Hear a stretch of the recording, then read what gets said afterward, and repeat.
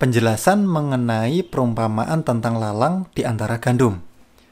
Langsung saja mari kita baca dari Injil Matius pasal ke-13, mulai dari ayat ke-36. Maka Yesus pun meninggalkan orang banyak itu, lalu pulang. Murid-muridnya datang dan berkata kepadanya, "Jelaskanlah kepada kami perumpamaan tentang lalang di ladang itu." Ia menjawab, katanya, "Orang yang menaburkan benih baik ialah Anak Manusia, yang dimaksud adalah dirinya, yaitu Tuhan Yesus Kristus. Ladang ialah dunia.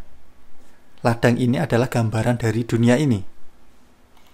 Benih yang baik itu anak-anak kerajaan. Benih yang baik adalah anak-anak kerajaan, yang dimaksud adalah pengikut Tuhan Yesus Kristus, anak-anaknya. Kita sebagai orang Kristen, yang bukan KTP loh ya. Nah ini garis bawahi.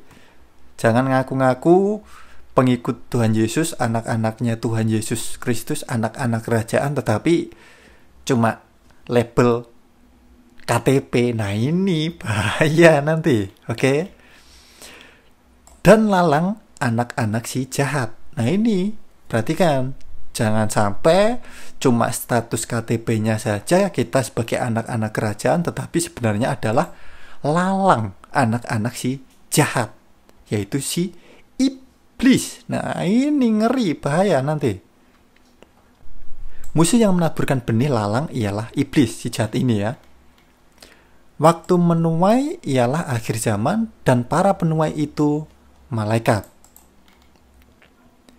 Maka seperti lalang itu dikumpulkan dan dibakar dalam api. Demikian juga pada akhir zaman.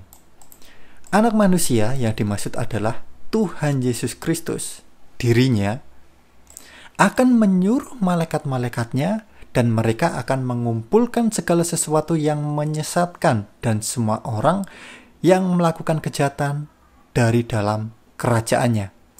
Jadi Tuhan Yesus Kristus atau Anak Manusia ini menyuruh para malaikatnya untuk mengumpulkan, mulai si penabur kejahatan ini, yaitu si iblis yang menaburkan lalang ini, beserta orang-orang yang hidup di dalam kejahatan ini, hidup di dalam si benih jahat ini atau lalang ini. Semuanya akan dicampakkan ke dalam dapur api, di sanalah akan terdapat ratapan dan kertakan gigi. Ini gambaran begitu menyakitkannya, begitu sengsaranya. Semuanya akan dicampakkan ke dalam dapur api, di sanalah akan terdapat ratapan dan kertakan gigi. Saking menyakitkan. Ketika orang kesakitan, benar-benar sangat kesakitan, sampai giginya itu gini loh, kertak. Saking sakitnya. Semuanya akan dicampakkan ke dalam dapur api, di sanalah akan terdapat ratapan dan kertakan gigi. Coba bayangkan. Begitu sakitnya, begitu menderitanya.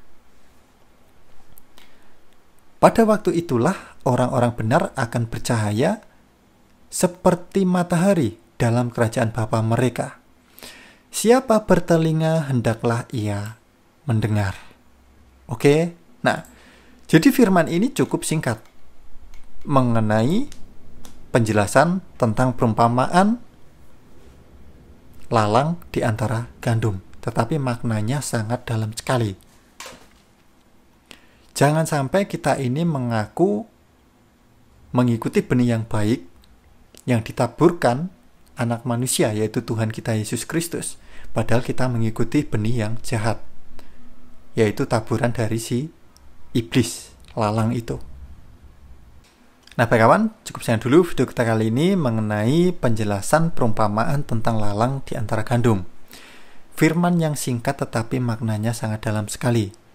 Jangan sampai kita mengakui bahwa kita ini anak-anak kerajaan, atau yang dimaksud adalah anak-anak Tuhan Yesus Kristus. Tetapi kita tidak hidup di dalam benih yang baik yang ditaburkan Tuhan Yesus Kristus. Tetapi kita malah mengikuti benih yang jahat yang ditaburkan oleh iblis. hanya status label di KTP saja kita sebagai orang Kristen. Nah, ini jangan sampai. Oke? Nah, baik kawan, cukup sekian dulu video kita kali ini. Semoga teman-teman, saudara semuanya terberkati. Untuk teman-teman yang mungkin baru saja menonton video di channel YouTube Satrani, bisa dukung kami dengan cara tekan tombol subscribe-nya, bisa like untuk mendukung channel ini agar terus berkembang dan mewartakan kerajaan Tuhan kita, Yesus Kristus. Untuk teman-teman yang biasa sudah like, yang sudah subscribe, terima kasih banyak. Nah, baik kawan, cukup sekian dulu video kita kali ini. Damai Tuhan kita Yesus Kristus beserta kita semuanya. Terpujilah Tuhan kita Yesus Kristus.